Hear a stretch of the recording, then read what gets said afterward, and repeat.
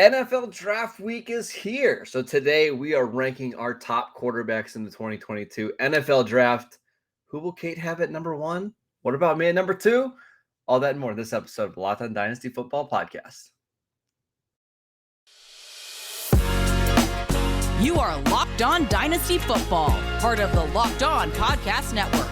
Here are your hosts, Marcus Mosher and Kate Magdziuk.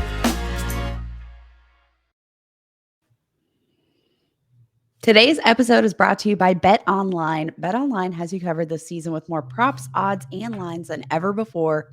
BetOnline, where the game starts. Welcome into the Locked On Dynasty Football Podcast, everybody. I am Kate Magdziuk. You can follow me on Twitter at FFBallBlast. And as always, I'm joined by Marcus Mosher. You can follow him on Twitter at Marcus_Mosher. Give the show a follow. It's NFL Draft Week. So much stuff is about to be shaken up in our rookie rankings and our dynasty rankings. We're going to get a lot of answers this week, and we're going to keep you up to date with all of it. So be sure to subscribe wherever you get your podcast, because this is going to be a fun week, Marcus. This is my favorite week of the year. So many lies, so many rumors. It's gossip season. And then we get to the draft and just everything is crazy and off the wall. So I'm really, really looking forward to not only the draft night, but that Friday morning when we get to just sit back and relax and talk about all the guys that came off the board and all the landing spots. It's a good time to be a football fan, Kate. It's a beautiful time of year. I have a proposal for HBO. Pre-draft reality TV. I think that would be the greatest show of all time in the universe. Just get inside, spill the tea, let us see how the gossip trains work this time of year. I'm telling you, you have a multi-million-dollar show. Oh, yeah. Like day one. You already are starting to see some of these teams put out their own productions when it comes to like building their draft board and stuff. And they don't give you the names of who they're talking about, but like you get a little bit of a behind the scenes look at what goes on in these meetings and stuff. But yeah, let's get an HBO thing where we actually talk about, okay, hey, Kayvon Thibodeau or Sauce Gardner at number 4 for the Jets. Like how much fun would that be, Kate? Yeah, and we get to see some of the behind the scenes, like the tea spillage, and just I think I love, who doesn't love reality TV? Yeah. I also want to see like the GM send out the text to Adam Schefter like, hey, will you leak this for us just to help get this player to fall? And then he replies like, hey, is this tweet okay? Just to double check with all of his sources that they approve of everything he's saying. All right, let's I don't want to talk about Adam Schefter. Let's get into what we're doing in this week's show. We're going to be talking about quarterbacks, and we're going to rank all of the top quarterbacks in this class. Matt and Ryan on Tuesday and Wednesday are going to rank the top running backs, the top wide receivers, and we'll be back actually on Thursday this week. So make sure you guys check that out. Thursday, ranking the tight ends before the NFL draft. But today, Kate, ranking quarterbacks. And the way that we're going to do this is we could have been boring and lame and each gave our top 6, but that's no fun. This is a draft kind of show. So we're going to draft our quarterback prospects, Kate. And I'm going to allow you to have the number 1 pick. Who is the top quarterback in this year's draft? All right. I'm going to go the chalk route here. I'm going to go ahead. I'm going to take Malik Willis, QB1. Which is literally the most chalky pick in the history of the universe. But quarterback out of Liberty has had a phenomenal couple of seasons, not against the toughest of competition, but he shined when given the opportunity. He's got a strong arm, but the best part about him is obviously his legs. Just dominated the rushing scene. Has a cannon. I think we've seen just so much potential out of him that if he comes into the right situation in the NFL draft, he's certainly got the highest ceiling for fantasy football, courtesy of his legs. He's just a baller. He's an athlete. And we know that even if there are question marks about the development of his arm and whether or not, I think the floor is maybe a little bit lower with his arm in terms of safety there, because I think he's got some work to do. But without a doubt, he's definitely got the highest ceiling for fantasy production among any prospect in this draft. I don't want you to tell me who your number 2 quarterback is, but how big of a gap is there for you between Willis and your number 2? It's a decent gap, but I don't think it's as big as the gap that I perceive everybody else's gap to be. Okay. I agree with you. It's Malik Willis, just because he's got the most rushing upside. He might have the strongest arm in this class, and I think he's frankly probably going to have the most draft capital, right? It seems pretty likely at this point that he's going to be the number 1 quarterback drafted, if not number 2. And I actually think the later that he falls, the better it is probably for his dynasty value, right? If he falls into the teens or the 20s and lands with a better team that's maybe a little bit more patient with him and can allow him to sit for a year or maybe even 2 years, I do think the odds of him working out are much higher. So it's hard not to see him at least being a Jalen Hurts level quarterback in the NFL. And we know for us in Dynasty, that's fantastic. That's a QB1 all day long. So I don't disagree at all with that one. All right. Well, we're going to have to get into the number 2 quarterback, Marcus, because this is where everything shakes up. And I think this is like everybody has Malik Willis QB1, everybody. But QB2 is where we start to see some rumblings and some just surprises. So, Marcus, who is your QB2? Who are you drafting? Desmond Ridder, quarterback. All right. Cincinnati. I think of all the quarterbacks that we're going to talk about here in terms of like physical tools, like arm strength and, being able to throw the ball 65 yards down the field on the run. Ridder's probably at the bottom of that list. But I do love his decision-making. I love his athleticism. It seems like he's really smart and a good leader. And I just think that's going to allow him to stick around for a long time. And I don't think the ceiling is as high as maybe some of the other quarterbacks on this list, but I just feel like he's going to be a average starter for 8 to 10 years. And if you're an average starter, even in the Ryan Tannehill kind of mold of quarterback, that's useful. So I like Desmond Ridder quite a bit because I think there's a lot of safety there in Ridder. I think he's got probably the safest arm right now, not in terms of arm strength, but just in what he can do with his arm and the decision making and the ball placement. I feel safest with Desmond Ridder, probably out of any of these prospects in the class. But you mentioned, the fact he's a stellar athlete. We saw plenty of rushing production, dropped off a little bit in his final season with Cincinnati, but in his first 3 seasons there, posted at least 580 rushing yards in each of those seasons, had 12 rushing touchdowns in his junior year. He's got all of the physical tools. He tested out super well at the combine. So, maybe that wasn't necessarily built into his game so heavily at the collegiate level, but I think if you find a coach that can,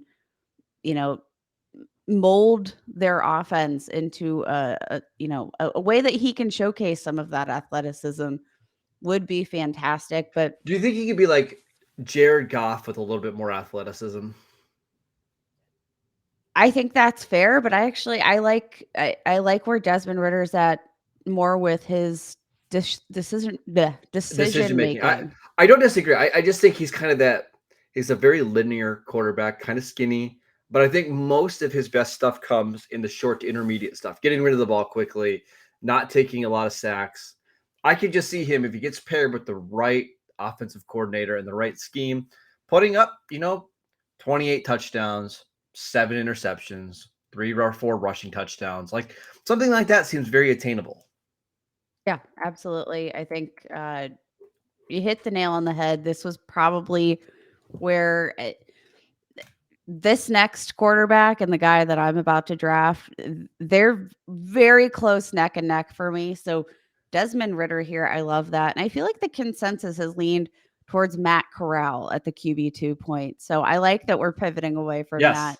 We're different. We're having fun here. Yes, we are different. So again, Malik Willis at number 1, Desmond Ridder at number 2, Kate's back up on the clock here at number 3. But before we get to her pick, a little bit of suspense. I'm gonna tell you guys about Athletic Greens. I've been on Athletic Greens for the last, I think 6 weeks now. Absolutely love it. It has a very mild tropical taste that I actually look forward to having it each morning before I have my cup of coffee. So, what is in Athletics Greens? With one delicious scoop of AG1, you're absorbing 75 high quality vitamins and minerals to help start your day off right. It costs less than $3 a day, and you're investing in your health. And plus, it's cheaper than your cold brew habit. So, it's actually cheaper than going out and just buying all the vitamins and minerals yourself. So, right now, it's time to reclaim your health and arm your immune system with convenient daily nutrition, especially with us heading into flu, cold, allergy season. It's just one scoop in a cup of water every single day. That's it. No need for a million different pills and supplements to look out for your health. To make it easy, Athletic Greens is going to give you a free 1 year supply of immune supporting vitamin D and 5 free travel packs with your first purchase. All you have to do is go to visit athleticgreens.com/NFL network. Again, that is athleticgreens.com/NFL network to take ownership over your health. All right, Kate, you are back up at pick number 3. Who do you got? All right, I'm going with Sam Howell here, who it's no question that I've been a big Sam Howell fan throughout this whole pre-draft process. I'm very excited to see where he eventually ends up. But Sam Howell, like you want to talk about the arm of Malik Willis. I think Sam Howell has the second best arm in this draft class right now. And he's not really being talked up so much. I feel like he's sort of losing steam as we approach the NFL draft almost. And I'm not quite sure why, because the arm is there. We know, he's not like an athlete to the degree of a Desmond Ridder, but I think Very his good runner. balance of, ability to make plays with his legs. We saw him hit over 1,000 rushing yards in his final season uh, at UNC. We know he's mobile enough. I really like Sam Howell. I think he's a very balanced quarterback, and the way that he can win downfield in the deep intermediate passing ranges, I just think I love the safety of his arm, but I do think that he's going to have plenty of scrambling opportunities, and he's got the legs to do it at the next level. He's going to be a bigger fantasy impact than I think most people would think. So Kate and I did a show, oh man, was it maybe a month ago on Sam Howell, where we got into some vehement disagreements about Sam Howell's game and his projection to the NFL. We don't have to go through all that right now, but it's a really good episode if you guys want to listen to it. I I just don't see an NFL starter, but I agree with the tools. Like the arm is fantastic. The rushing ability, you turn on any tape, you can see him. I mean, he's a really good runner. He's really tough. He's pretty smart about it. I think you can get him near the goal line, and he's got a good feel of how to get in to the red zone or into the end zone. I think He for me is like his comp is a dead on mix between Baker Mayfield and Russell Wilson, and I think you'd very much like if he turned into that at the NFL level. Um, I think that's the yeah. perfect. Of course, I'm biased, and I think my own comp is dead on. But I just feel like it's impossible not to see shades of each of those players. The toughness from Baker Mayfield, um the playmaking ability on his feet, and Russell Wilson. He's a fun guy to watch, and I think in the right system, we're going to get to see him utilize some of those tools. But it's nice to, I think, have that balance in a season where UNC's offense didn't exactly shine. They lost some playmakers from the year prior. And you know what? When he didn't have those options in the passing game, and when we saw him take a step back as a passer, we saw him uptick the run. And I like that he had that balance. And I think that provides a really nice safety net at the next level if he gets into the right situation. I don't think his game is too dissimilar to Jalen Hurts. Now, I think he's got a much better arm than Jalen Hurts does, but I think they're both similar runners. Like, they're not going to run away from you necessarily, but they're smart and they can kind of, they get matched up with the linebacker. They can kind of run past the linebacker or run over the linebackers if they need to. The difference for me is I don't think his pocket awareness is as good as Jalen Hurts. I think Hal takes far too many sacks, 22 sacks on third down this year. Again, you're not going to be able to do that in the NFL. But here at number 3, I get the argument because you're just aiming for upside, athletic upside, arm talent upside. Don't have too many problems with the pick. Kate, for me at number 4, I can't believe you left this guy on the board for me. Kenny Pickett. I know Kenny Pickett doesn't have the highest ceiling of all of these quarterbacks, but I just think he's a good value here, considering he might be the first quarterback to come off the board. I also think he's probably the most pro ready. And if you can get a quarterback that's going to come into a system, especially if it's like the Saints or something like that, where he can play in a dome, so his tiny hands can hold the football and drive it to the outside, I think Kenny Pickett can be a solid QB2 for your lineups. Again, the upside's not super high, but if you want somebody that's going to start and probably keep a job for a while, I like Kenny Pickett. And that's where we disagree, because I have concerns about Kenny Pickett's overall longevity, for his career in the NFL. I'm not sold on Kenny Pickett. Okay. He's a guy that I'm going to need to see it before believing it, as somebody who's in the process of buying a house and has seen a million of them right now. Like, he's one of those houses that I'm not in love with right off the bat. I can maybe see the potential with some heavy renovations, but I'm not sold on Kenny Pickett. And I think the fact that, I'm wondering what really is the ceiling, because I feel like best case scenario, the absolute best case would be Derek Carr. And he's very, very barely. He doesn't have the arm of Derek Carr, but I think. But for fantasy, I think that's what you're going to. He's a better athlete, and I think he will. We'll probably see him, maybe scramble more at the next level than we see Derek Carr.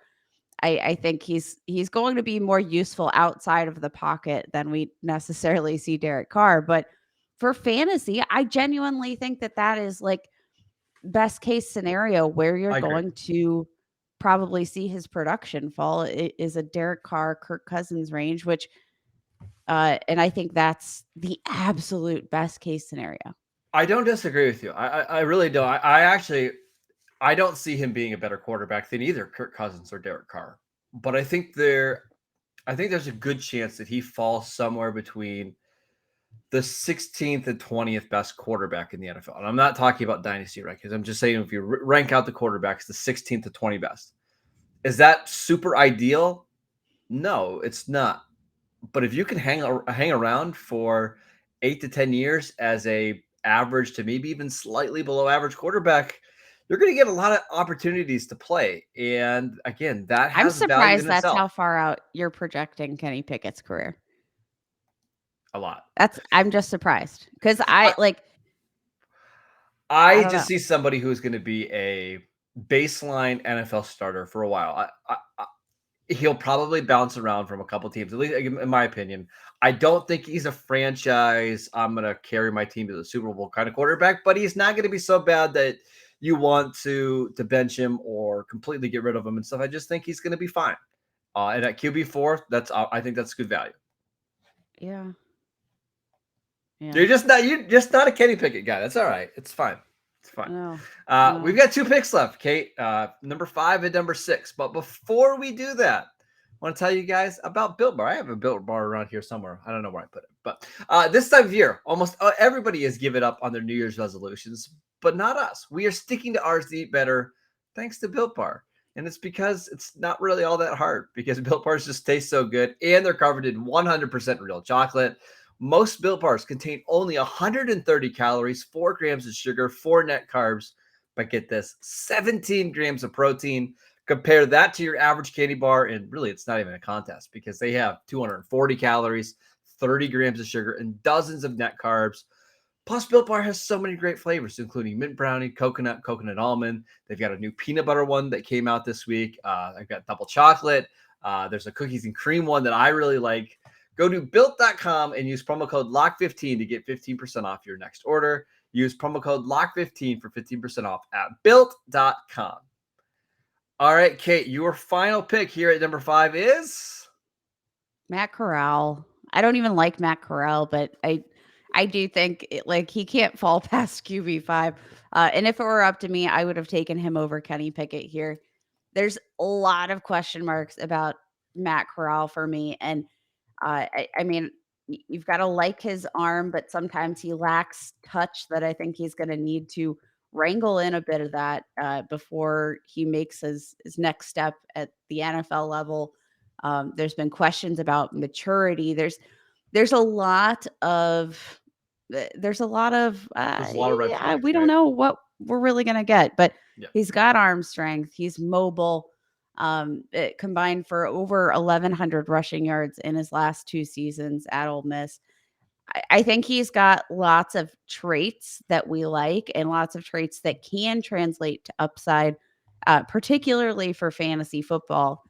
But it's going to be key, I think, for him to develop properly and land with a, maybe some structured coaching staff where they can develop him as a leader, where they can, again, just his arm strength. I keep going back to his arm strength, and it's great, but he does lack touch at times. And I think if he's going to be a consistent passer at the NFL level, he's going to need to wrangle that in a bit.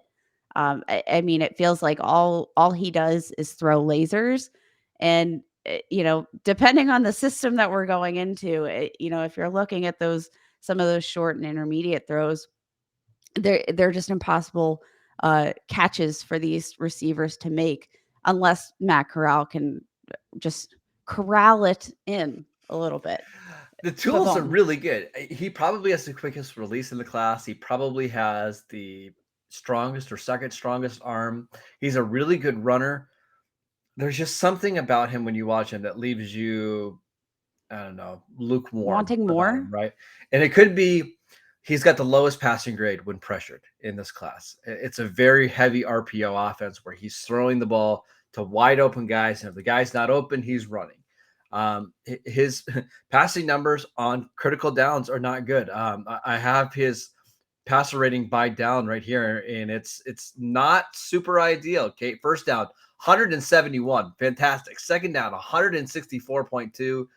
Third down 95.9, which is well below the college football average, not even NFL prospect average, well below the college football prospect average. 4.6 yards per attempt on third down.